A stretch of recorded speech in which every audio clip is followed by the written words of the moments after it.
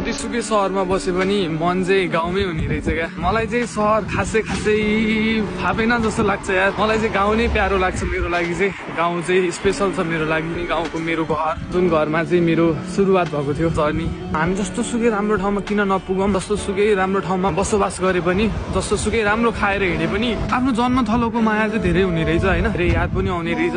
5 star होटलमा बसेर मजाले खाँदै हुनुहुन्छ भने पनि, तर गाउँमा गुन्द्री ओछ्याएर खाएको खाना नै बेस्ट जस्तो लाग्छ मलाई चाहिँ। गाउँको रुख बोट बिरुवा सबको याद आउने क्या। फोटो हेऱ्यो बस्यो, अब फर्किन्छु म बिस्तारै भन्ने हुन्छ होइन।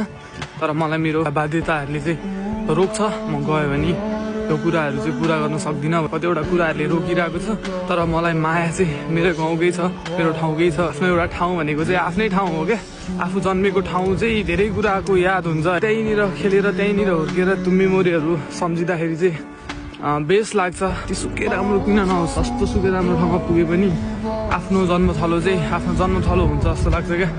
अनि त्यही हो मलाई चाहिँ बेस्ट लाग्छ होइन। फेरि फर्केर आउनेछु म त्यो ठाउँमा। अब 1 वर्ष छ, 1 वर्षपछि फर्किन्छु। अनि फेरि म एकचोटि गाउँ जान्छु।